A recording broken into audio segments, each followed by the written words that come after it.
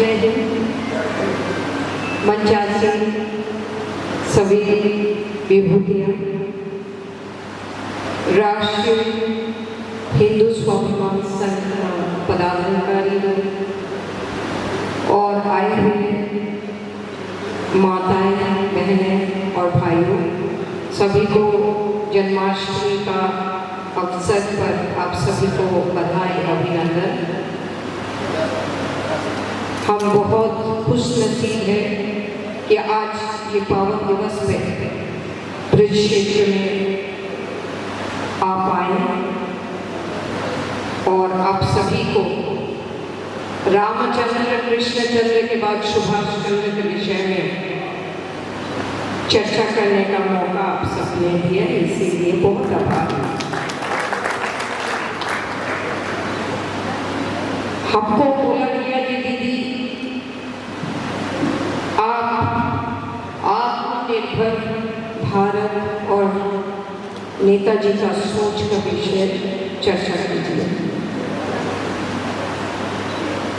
आत्मनिर्भर जो शब्द है, अभी उसको पहले हम लोग थोड़ा डिफाइन करेंगे, उसका परिभाषा क्या है। आत्मनिर्भर एक देश, एक सभ्यता, एक जाति होता है जब उनको पूर्ण स्वराज मिलता है, पूर्ण आजादी मिलता है और सरकार ढांचे सब आजाद और आजादी का धनुधर होते हैं।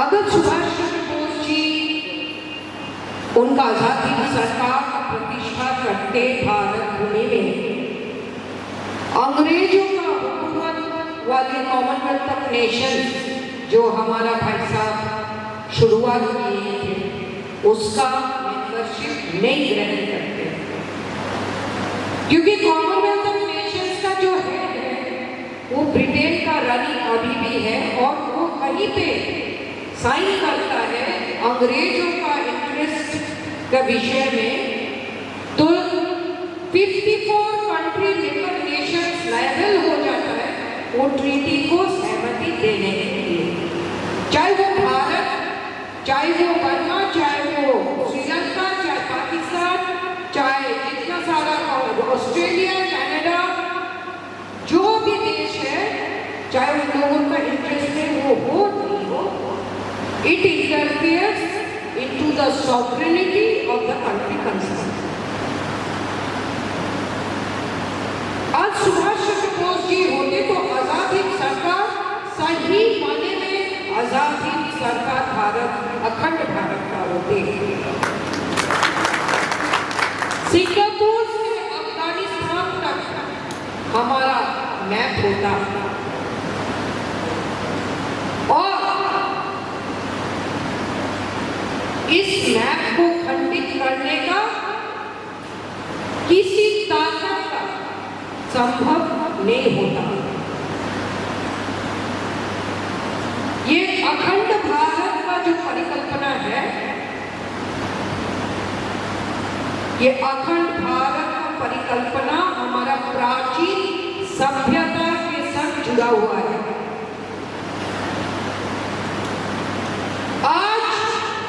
हमारा सभ्यता का नाम पे जो कलंक और जो दंगा और जो हेट फैला रहा है वो बहुत दुखद है। जब तक हमारा सनातन सभ्यता वापस नहीं आता, अखंड भारत में जब तक नहीं आता, तब तक हमारा आजादी अधूरा रह जाएगा। आत्मनिर्भर देश, आत्मनिर्भर सभ्यता दूर का होगा। लॉलीपॉप देना आदत में आ गया, असलियत बताना नामुमकिन है। अभी भी हमारा पूरा ढांचा, प्रशासन का ढांचा जुडिशियरी का ढांचा अंग्रेजों का कानून का हिसाब से चल रहा है। हमारा संविधान में लिखा हुआ है 100 आर्टिकल 147 में कि सुप्रीम कोर्ट ऑफ इंडिया माने देश का सबसे उच्च न्यायालय अगर कोई ऑर्डर पास नहीं कर पाएंगे कोई इशू के ऊपर, तो ये मैटर वो रेफर कर सकता है council as per the government of India act 1935। जब आप गवर्नमेंट ऑफ इंडिया एक्ट 1935 में जाओगे, काउंसिल किसको बता रहा है? ब्रिटेन का सुप्रीम कोर्ट। पहले उसका नाम था प्रीवी काउंसिल। अभी भी हमारा सुप्रीम कोर्ट का कोई भी राय अटक जाए तो ब्रिटेन का सुप्रीम कोर्ट का रेफरेंस लेके उसका ऑर्डर पास होगा। यह आर्टिकल 147 में लिखा हुआ है हमारा संविधान में। उसके बाद आर्टिकल 395 में लिखा है हमारा संविधान में कि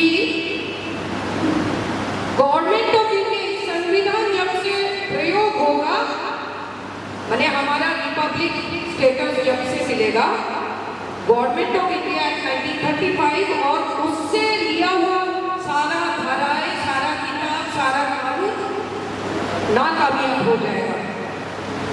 तो हमारा संविधान में फुल स्टॉप कोमा तक कुछ आर्टिकल्स शब्द तो यही हुआ है 1935 गवर्नमेंट ऑफ इंडिया एक्ट से, लेकिन कुछ धाराएं इवन फुल स्टॉप कोमा भी लिया हुआ है।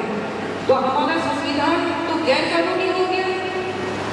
उनका ही आर्टिकल 395 का अनुसार repealing of government of India act and all it's derivatives, तो ऑल इट्स डेरिवेटिव के भीतर हमारा संविधान भी आता है।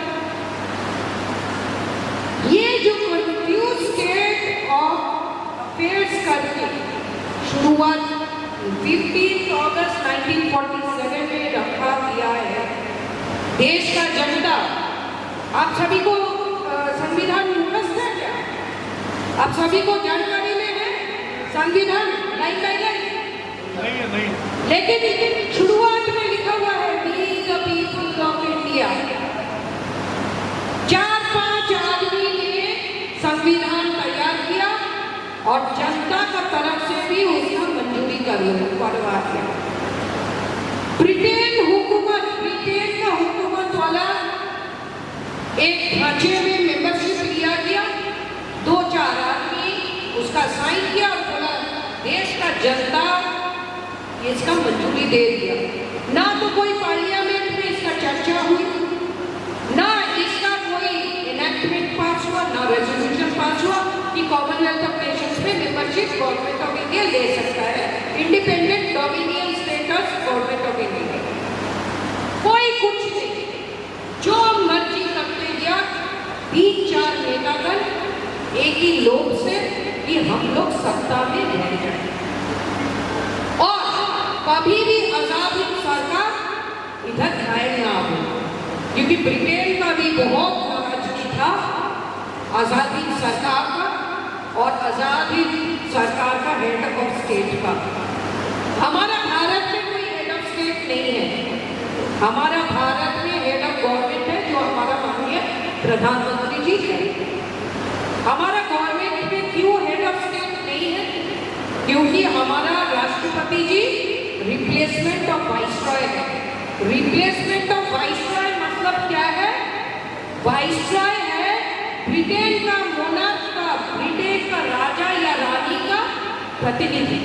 तो हमारा राष्ट्रपति वाइसरॉय का नाम बदल के राष्ट्रपति हो गया। इसीलिए हमारा हर एक एरोप्लेन में अभी भी देखिए कोड नंबर है VT। अब देखो दूसरा देशों में VT नहीं है, हमारा देश का जितना एरोप्लेन है उसका कोडिंग होगा VT माने वाइसरॉय टेरिटरी। अगर हम लोग आजादी हम लोगों को मिल गया, हम लोग सॉवरेन रिपब्लिक हो गया, तो VT कोड क्यों यूज करोगे?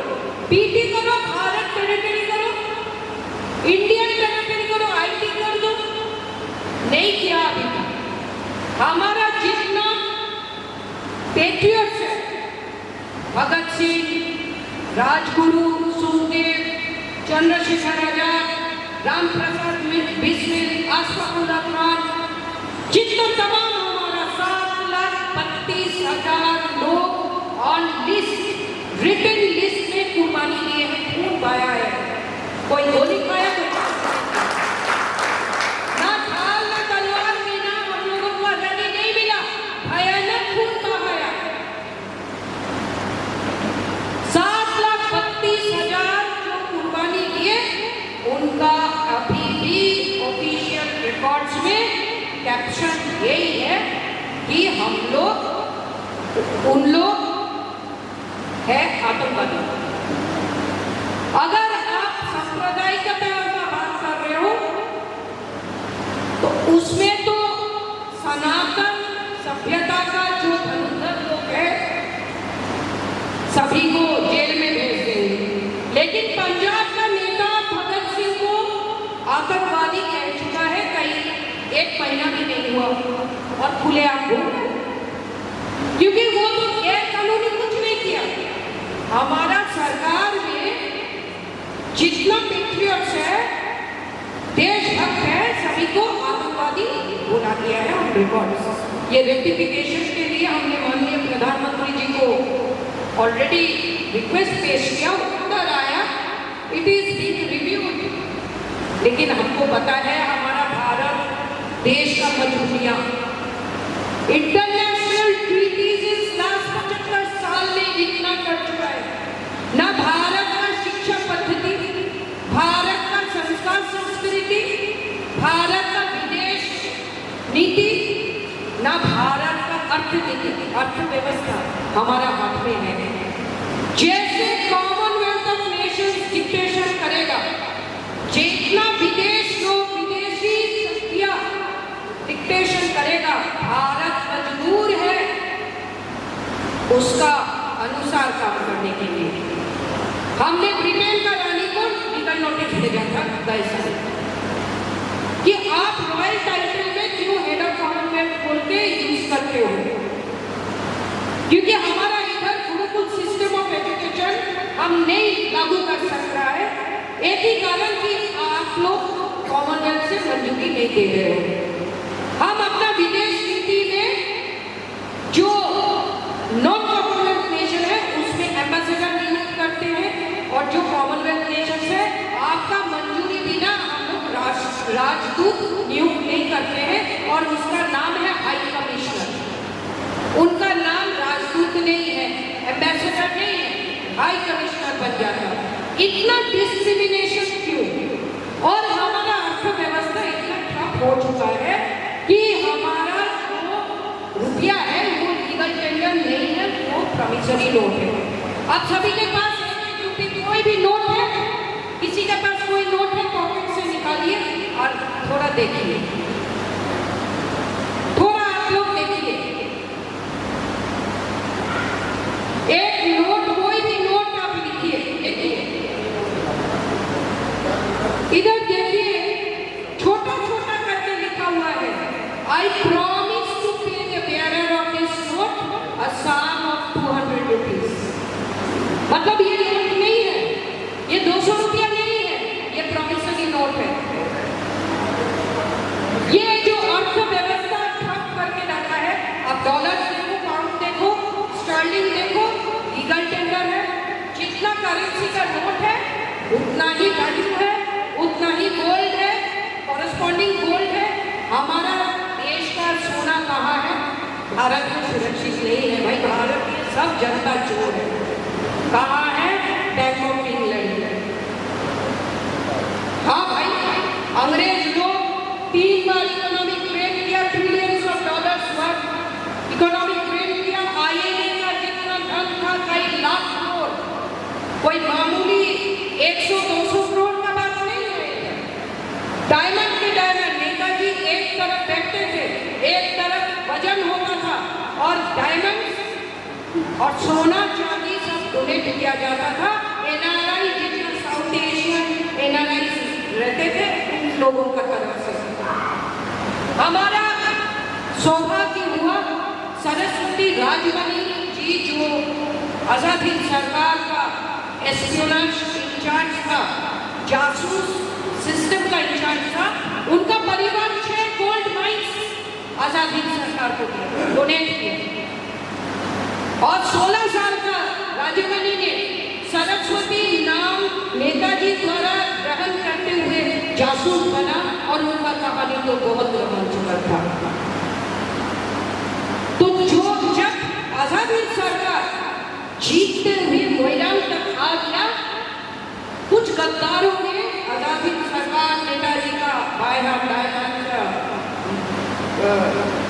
भीतर ही था, जो गांधी जी और जवाहरलाल जी को खबर दे दिया, देखो हम लोग को अभी असम तक 2 दिन का हमारा पास रसद है, और अगर हम लोग 2 दिन कवर कर दिया, असम तक चला गया, तो सावरकर जी का जो हिंदू रिक्रूटेड सोल्जर्स है ब्रिटिश आर्मी का भीतर, उन लोग रिवोल्ट करते चला जाएगा। और नेताजी को स्वागत करते हुए British army will revolt, Indians in British army उन लोग प्रतिवाद करते हुए देश नायक, राष्ट्र नायक, अधिनायक नेताजी सुभाष चंद्र बोस जी को स्वागत करते हुए देश का अंदर घुसने देंगे और इंडियन नेशनल आर्मी में सब लोग ज्वाइन करेगा। आप लोग कल्पना कर सकते हो कितना बड़ा आजादी का लड़ाई जीतने वाला हम लोग थे, और सारा देश में ब्रिटिश आर्मी में जितना इंडियंस थे सब रेडी थे स्वागत करने के लिए अपना अधिनायक को। लेकिन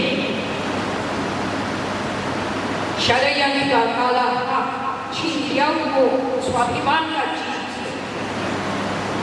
आपका इधर लिखा हुआ ना राष्ट्रीय हिंदू स्वाभिमान।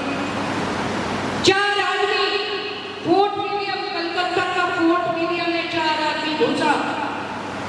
फोर्ट विलियम का जो ईस्टर्न कमांड का हेड था, उन्होंने सरेंडर नोट लिख दिया था।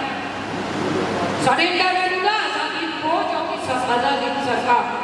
4 आदमी घुसा, वापस आ गया। सरेंडर नोट कन्वर्ट हो गया not to surrender. Air strike शुरू हो गया, बारिश आने लगा, आजाद हिंद फौज रिट्रीट किया और आजाद हिंद सरकार सीज फायर कॉल किया। जो मिलिट्री एक्स सर्विसमैन आप सभी को पता है, सरेंडर और सीज फायर में बहुत अंतर होता है। होल वर्ल्ड अभी तक अगर कोई सरकार सीज फायर कॉल किया और सरेंडर नहीं किया Anglo American forces, allied forces का सामने, वो है नेताजी सुभाष चंद्र बोस जी का आजाद हिंद सरकार, हमारा भारत का निजी सरकार। अभी जो सरकार ब्रिटिश चल रहा है, सब ब्रिटेन का ब्रिटिश ढांचे पे चल रहा है, डोमिनियन स्टेटस का अनुसार चल रहा है। हम लोग चुनाव में इतना आपस में लड़ाई करते हैं और षड्यंत्रकारी दूर में बैठ के हंस रहे, हम लोग खून खराबी आपस में करते हैं और षड्यंत्रकारी विदेश में बैठ के हंसते रहते हैं। भारत का जनता कितना नादान है ये सोचते, क्योंकि आप लोग तक ये बात कोई नहीं पहुंचाता है, क्योंकि ये पहुंचाते खुलासा हो जाएगा सारा जो काला हमारा इतिहास से अभी तक होते जा रहा है, हमारा काला अध्याय। अभी इधर से उभर के कैसे हम लोग आगे बढ़ेंगे। देखिए, पहले तो स्वाभिमान जगाना पड़ेगा।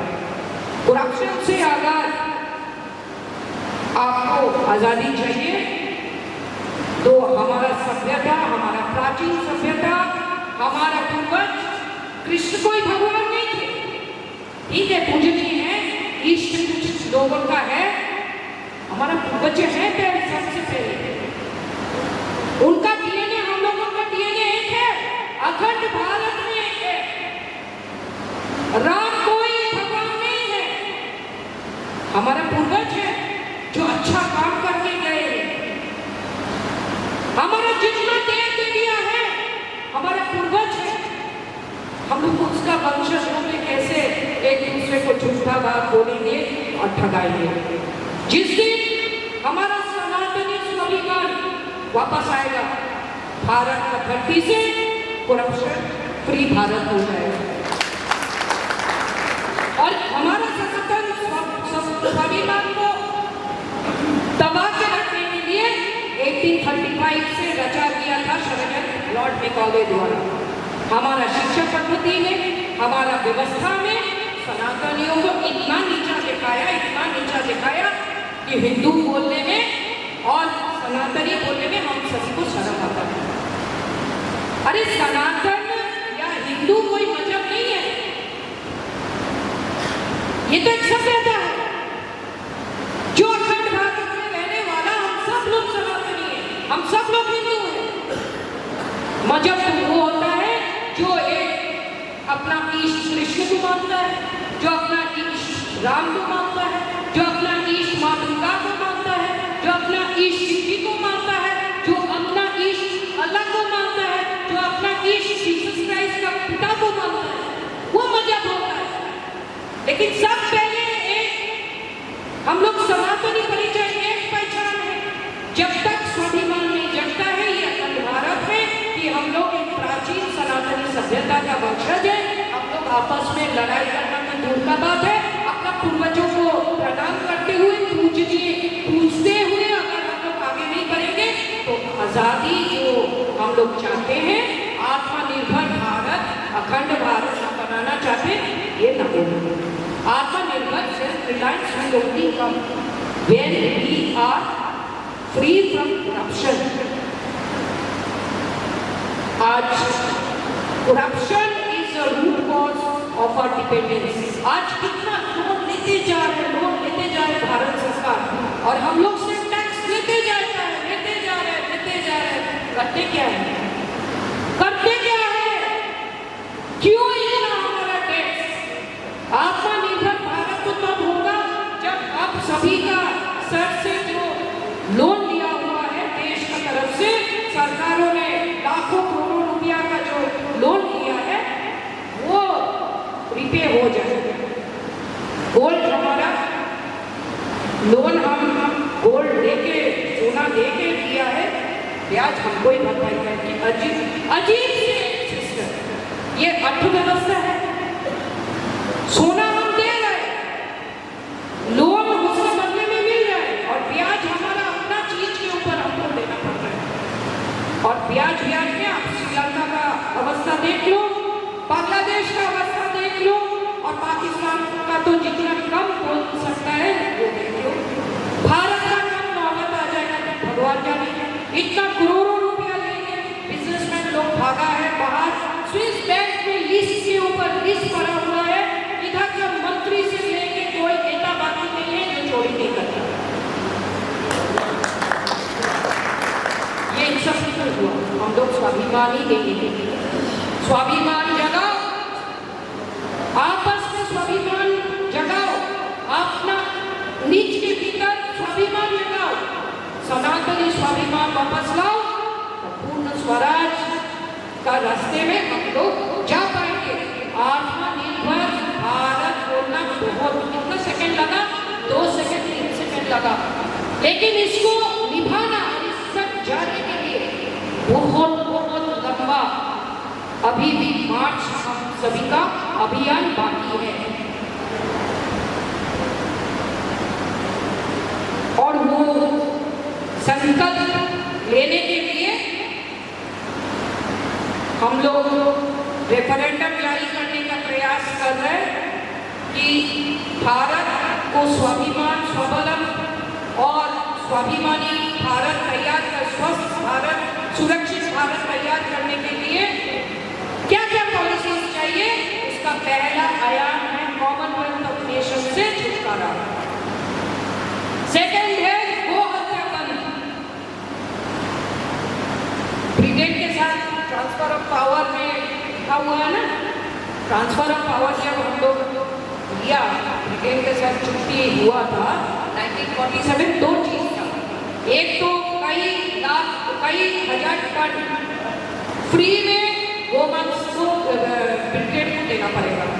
और एक था नेताजी सुभाष चंद्र बोस को अगर जिंदा या मरा हुआ मिल जाएगा तो इमीडिएट ब्रिटेन का हाथ में देना पड़ेगा।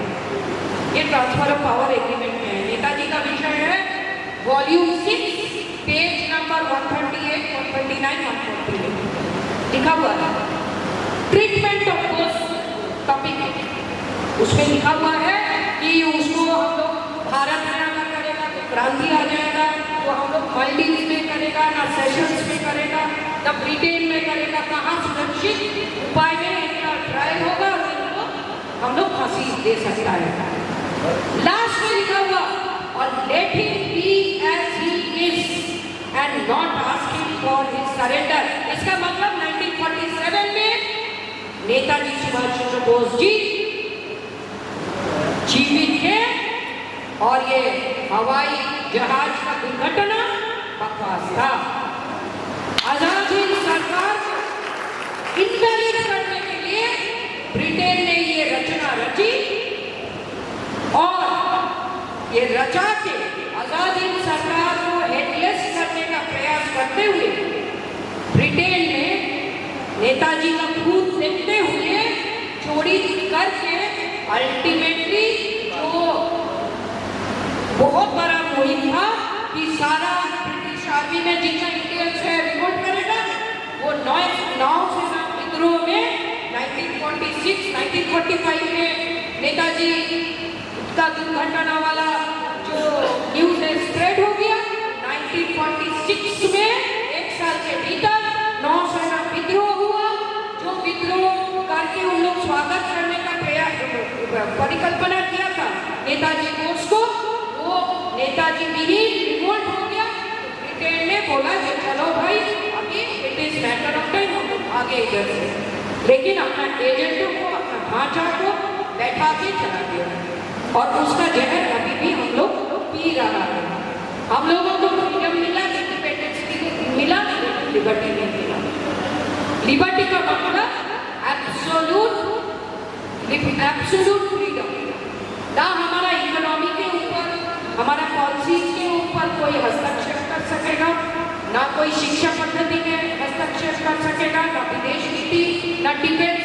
अभी भी हमारा डिफेंस कहाँ से, कौन देश से कौन वेपन्स हम लोग खरीदेगा, वो भी डिक्टेशन होता है। तो आत्मनिर्भर भारत करने के लिए नेताजी सुभाष चंद्र बोस जी का जो आजादी सरकार को अपना पिता मान के भारत सरकार को कन्वर्ट कर लेना चाहिए। उनका कॉन्स्टिट्यूशन फॉलो करना चाहिए, उनका पॉलिसीज फॉलो करना चाहिए। ब्रिटिश वाले जो ढांचा है उसको उखाड़ के अरेबियन सी में फेंक देना चाहिए। आप सभी को बहुत बहुत धन्यवाद कि आप लोग इतना धीरज रख के सुने हमको।